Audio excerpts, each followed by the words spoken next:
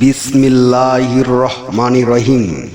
বিশ্ব আধ্যাত্মিক জ্ঞান সঞ্চার দরবার শরীফের প্রতিষ্ঠাতা আমার মুর্শিদ কেবলা গাউসুল আজম শামীম আলী চিশতির দরবার হইতে আমি শাহ আলম আপনাদের সকলকে জানাই আন্তরিক শুভেচ্ছা ও অভিনন্দন। আমার মুর্শিদ কেবলা গাউসুল আজম শামীম আলী চিশতির দরবার হইতে আবারও কিছু আলোচনা নিয়ে আপনাদের সামনে হাজির হইলাম। আশা করি সকলে ভালো আছেন এবং সকলেই মনোযোগ সহকারী এবং ধৈর্য সহকারী শুরু থেকে শেষ পর্যন্ত সম্পূর্ণ আলোচনাটি শুনুন।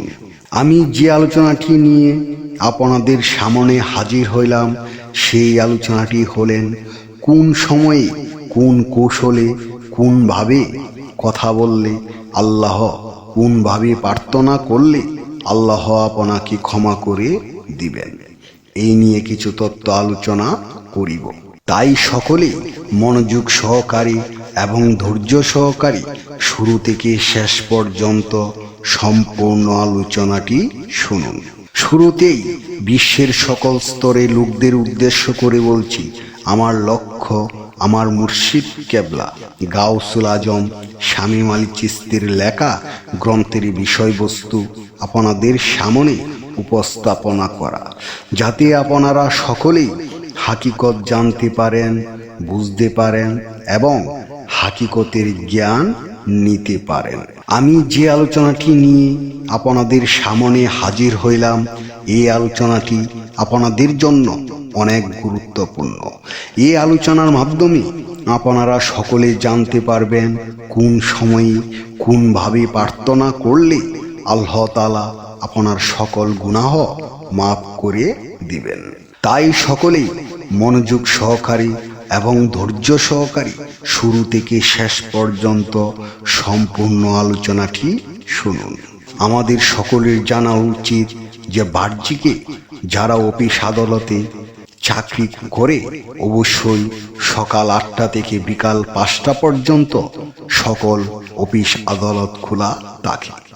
তদ্রূপ আমাদের জানতে হবে মহান আল্লাহ তাআলার অফিস কখন খোলা থাকবে এবং কোন সময়ে আল্লাহ তাআলার কাছে প্রার্থনা করলে আল্লাহ শুনবেন এবং কবুল করবেন। আমরা সকলেই দিনে বাহ্যিক কাজে ব্যস্ত থাকি, সারাদিন আমাদের সংসারের কাজে, রিজিকের কাজে ব্যস্ত থাকি। তাই আল্লাহকে ডাকার মতো, স্মরণ করার মতো সময় পাই না।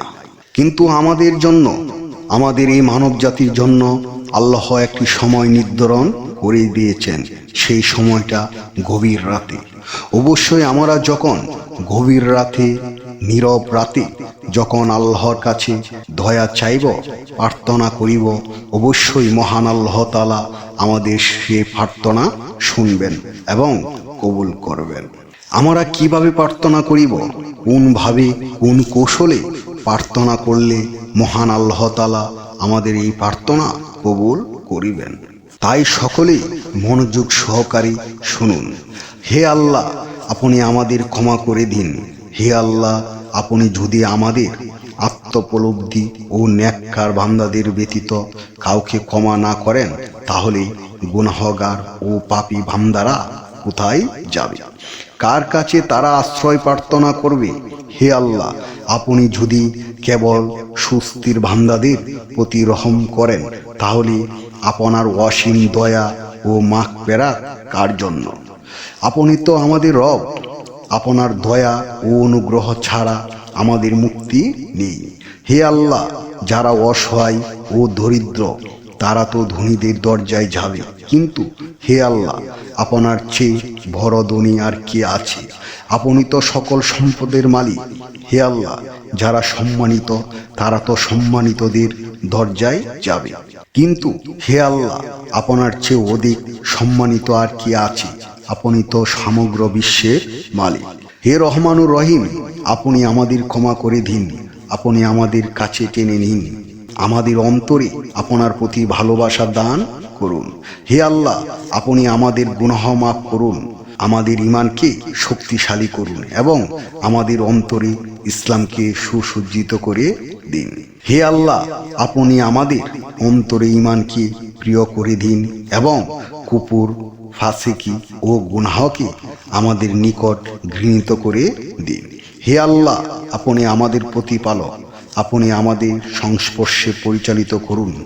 আমিন। আমি যে আলোচনাটি আপনাদের কাছে করেছি, এই আলোচনাটি আপনাদের কাছে কতটুকু ভালো লেগেছে? যদি ভালো লেগে থাকে তাহলে আমাদের এই চ্যানেলটি সাবস্ক্রাইব করে দিবেন। সামনে ভালো ভালো আলোচনাগুলো পেয়ে যাবেন। এবং আপনারা কী ধরনের আলোচনা চান আমাদেরকে কমেন্টে জানাবেন। আমরা চেষ্টা করিব আপনাদের পছন্দ মতো আলোচনা নিয়ে আসতে। আমার এই আলোচনাটি করতে যাইয়া কথা ভাষা ছন্দে যদি কোনো ভুল হইয়া থাকে, সকলেই আমাকে ক্ষমা ও সুন্দর দৃষ্টিতে দেখবেন। সকলেই আমার জন্য দোয়া করিবেন, আমি যেন আপনাদের সামনে ভালো ভালো আলোচনাগুলো নিয়ে আসতে পারি এবং শোনাইতে পারি। সর্বশেষে সকলের চরণে হাত রেখে একটি কথা বলতে চাই, আল্লাহ গোপনেরও গোপন। সেই গোপনকে পাইতে হলে একজন কামেল মুর্শিদের কাছে যাইয়া বায়াত গ্রহণ করি। সেই গোপন ইবাদত ও গোপন সাধনার মাধ্যমে আল্লাহকে লাভ করিতে হইবে। সকলে ভালো থাকবেন, সুস্থ থাকবেন। আল্লাহ হাফিজ।